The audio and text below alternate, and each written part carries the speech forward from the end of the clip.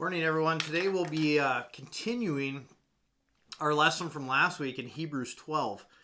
And I just wanted to remind anybody who missed it, if you haven't seen it, you can go back and watch last week's video on the St Thomas YouTube channel.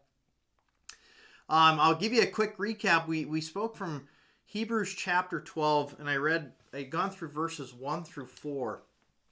And just as a quick recap, it talked about when we start this marathon race of life, right? When we find that time that we become Christians and we accept Jesus as our salvation, and we accept God that He's given us a way to be delivered, our race really starts. And we're to shed off those things, right? Sin, the things that have wounded us, right? Those weights that bog us down and make the race heavy and make the race hard, that we're to get rid of those things and shed them off and run the race that God has set before us, and to rely on Him to take care of those things that we're in need of. And what we're going to continue on still has to do with that race, okay? With that race in life of trying to get where God would have us to go, with being better people, with being disciples of Jesus, with just continuing to grow in our faith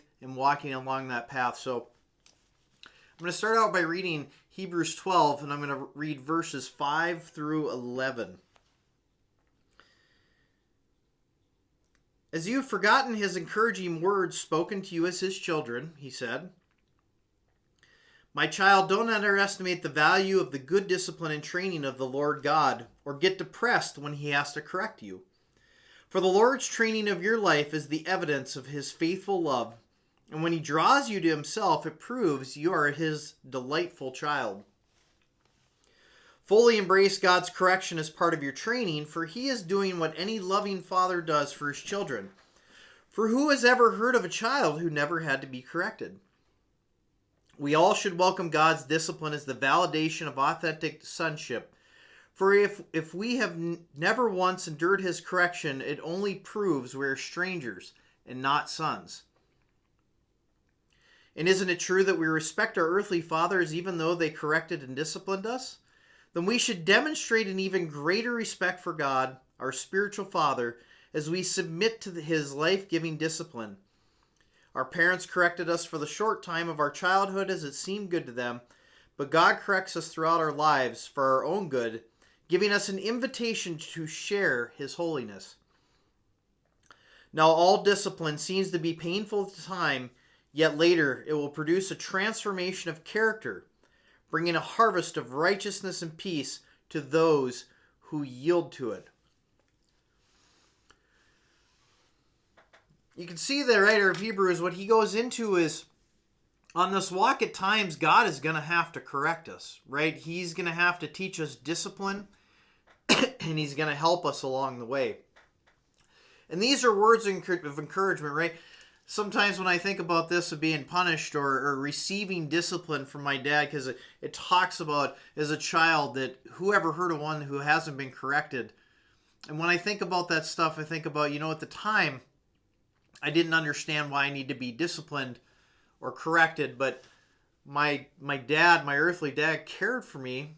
My mom cared for me, that there had to be discipline, right? And our parents are the ones who teach us that. So what the author is really getting at here is that we need to see God's correction or discipline within our lives as a sign that He loves and cares for us, right? And He can't just lump it all off at one time, or things would go poorly for each and every one of us, right? It's that taking a little bit off at a time and pruning those branches out of our lives that we don't need and that cause us to stumble and cause us to fall and cause us to have issues as we're walking our earthly journey, right? And as we saw last week, Jesus focused on us in that same regard of focusing on us to get through the journey. And so as we focus on God, at times there's going to be discipline, right? In verse 11, it tells us that sometimes that discipline's going to be painful at times. It really is. I like how the writer of Hebrews, right away, he quotes Proverbs 3:11 and 12, and I had read the Passion Translation to you guys. And I just want to read those verses. Proverbs 3:11 and 12 says, "My son, do not despise the Lord's discipline, and do not resent his rebuke, because the Lord disciplines those he loves, as the father the son he delights in." So we see along the way, God's going to have to help us by disciplining us, right? I don't see that as much in today's world, that I think kids need discipline. Now, there's some really good parents out there that do, but there's other parents, and there's this progressive way of thinking that you never raise your voice to a child, right? You let them do what they need to do, that you don't be parents. And our Bible tells us the exact opposite, that discipline is necessary, right? It's necessary to walk that path that God has laid before us. It's also interesting because, typically speaking, before we receive discipline, many times God will give us a warning first if it's bad enough, right? We will see a warning. We see it all through the Old Testament. We see it where he gives warning to the Assyrians in Nineveh when Jonah is sent there. He gives warning to the Israelites. He gives warnings to individuals, right? He warns them and lets them know, hey, if you don't change your way, there's going to be some pain here, because then you're going to be judged. The idea is that they give the warning, repent, and then God shows us the discipline to walk easier on our path. And sometimes the question might be, well, how do we know? Right? How do we know when God is disciplining us? How do we know when God's warning us that we're on the wrong track, when we're going the wrong direction? And so I just wanted to give you some background in my own life, or maybe a story from my own life that helps relay this information, right? That helps see it and work. And it's going to be different for each and every one of us, how the warnings work, how the discipline works, because just like those wounds or those weights, they're different for each and every one of us as well.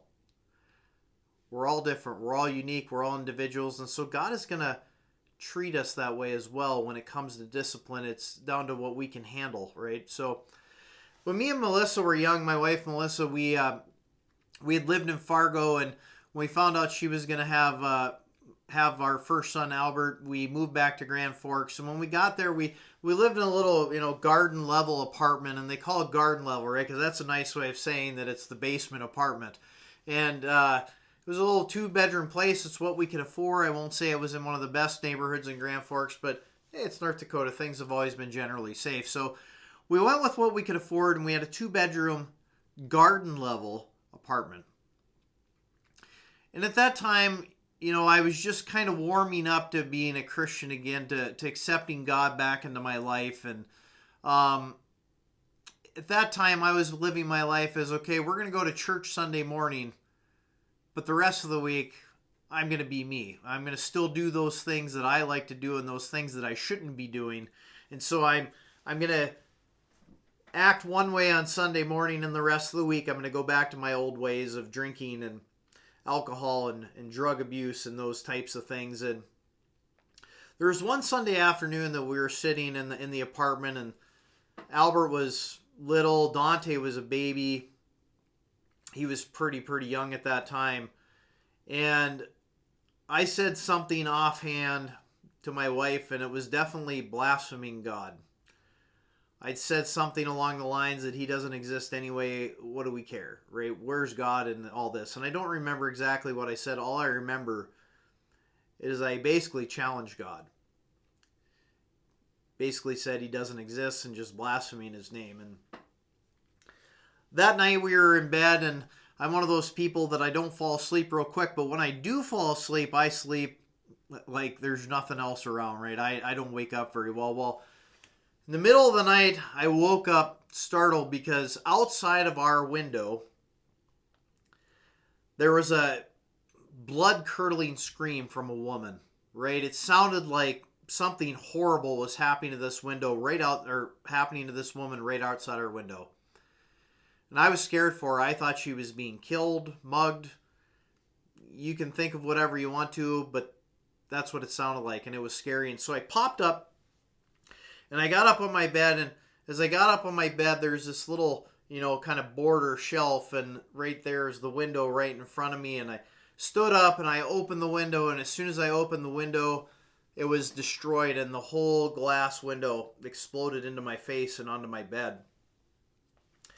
It was a pretty scary situation. In fact, I would say it was probably the scariest thing I've ever had happen to me in my life. And I quickly got off the bed, and I told Melissa, you got to get off the bed. We got to get the kids, get them into the living room, hide them behind the couch. I'm going to call 911. We're going to make sure that we can keep them safe. And the police eventually showed up. It was about 25 minutes later, and nothing was there, of course, anymore. And we packed up our stuff, and we went to my stepdad Don's house for the night. And the next day I called my dad, and my dad out in Pennsylvania is also a pastor. And I said, Dad, this is what happened. And he said, well, what did you do? I said, what do you mean? I explained to you, and he said, what did you do to God? And that made me think, and I remembered what had happened, and I told him what I did and said, and he said, buddy, that is God showing you that he's got you in the palm of his hand, and he has you protected inside in your family. And all he did was open a little tiny gap in his finger to let the enemy come at you. And you may think that's a crazy explanation of what went on. Right? You can call it a coincidence, you can call it whatever you want. But in my spirit, I knew my dad was right, that I was receiving a warning from God. So we ended up moving into a duplex kind of place down in Grand Forks, and from there I tried to do better. Right? I still failed. The one night a week that I either had bowling or softball, I failed miserably. And for the next year we lived there, and eventually I will call it a reward for listening to God's warning, for turning back to him, that about a year later we ended up moving to Park River. And part of that was God just knew I had to be out of Grand Forks. And so here's a little bit of discipline, right? It's moving me out of Grand Forks, getting me away from my friends that I couldn't have any self-control around, and making me more reliant on him. And so we went on that. I didn't understand at the time, but I do now. So then there's some more discipline that comes in, and this is where it gets painful, because when we moved up there, I kept my job in Grand Forks, and I drive once a week back and forth. And as I drove back and forth, one night a week I would stay in Grand Forks, and that was to save money. But that one night a week when I stayed in Grand Forks, I would party it up, right? I'd stay with one of my friends, and we'd party it up and rip it up and go out to the bar and do all kinds of things that I shouldn't have been doing. And that went on for about 6 months, until one morning I walked into work and I lost my job. It was unexpected. It was a good job. I was earning good money. And then I had to drive home to Park River and tell my wife, right, we had just bought our house 6 months earlier. We have a mortgage. We have Albert. We have Dante. And my wife is pregnant with Owen. And now I don't have a job. So as I'm going home, right, that's scary. I'm afraid. I don't know what I'm going to do. And it's painful. Right? There's the humiliation of you losing your job. There's that humiliation of having to go tell your wife. And I went home, and my wife was worried as well. But that night God gave her a dream. And she dreamt. And God told her in that dream that, Melissa, this is my plan. Everything's going to be okay. Rely on me. This is my plan.